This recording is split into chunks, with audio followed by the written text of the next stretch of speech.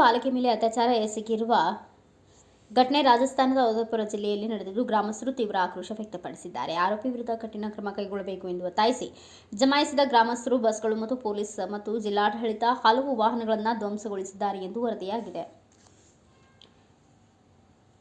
ಪ್ರದೇಶದಲ್ಲಿ ಪರಿಸ್ಥಿತಿ ಉದ್ವಿಗ್ನವಾಗುವಂತೆ 3 ಪೊಲೀಸ್ ಠಾಣೆಗಳ ಸಿಬ್ಬಂದಿಗಳನ್ನು ಅಲ್ಲಿಗೆ ಕರೆಸಿ ಪರಿಸ್ಥಿತಿ ನಿಯಂತ್ರಿಸಲಾಗಿದೆ ಎಂದು ಹೇಳಲಾಗಿದೆ. ಈ ಬಗ್ಗೆ ಮಾಧ್ಯಮವೊಂದಕ್ಕೆ ಮಾಹಿತಿ ನೀಡಿದ ಪೊಲೀಸ್ ಅಧಿಕಾರಿ, ಭಾನುವಾರ ಸಂಜೆ ಸುಮಾರು 7:30ರ ಸುಮಾರಿಗೆ ಬಾಲಕಿ ಹೊಲಕ್ಕೆ ಹೋಗಿದ್ದಳು. ನಂತರ ಆರೋಪಿ ಬಾಲಕಿಯನ್ನು ಬಲವಂತವಾಗಿ ಹತ್ತಿರದ ಪೊದೆಗೆ ಕರೆದೊಯ್ದು ಅಲ್ಲಿ ಆಕೆಯ ಮೇಲೆ ಅತ್ಯಾಚಾರ ಎಸಗಿದ್ದಾನೆ.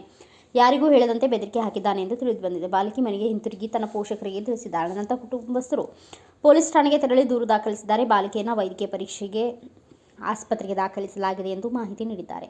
ಆರೋಪಿಯನ್ನು ರಾಮ್ಲಾಲ್ ಎಂದು ಗುರುತಿಸಲಾಗಿದ್ದು ಆರಂಭದಲ್ಲಿ ಪರಾರಿಯಾಗಿದ್ದನು. ಬಳಿಕ ಪೊಲೀಸರು ಸಿಸಿಟಿವಿ ಕ್ಯಾಮೆರಾಗಳನ್ನು ಪರಿಶೀಲಿಸಿ ಆತನನ್ನು ಸೋಮವಾರ ಬಂಧಿಸಿದ್ದಾರೆ. ಪೋಕ್ಸೋ ಕಾಯ್ದೆ ಅಡಿ ಪ್ರಕರಣ ದಾಖಲು ಮಾಡಲಾಗಿದೆ.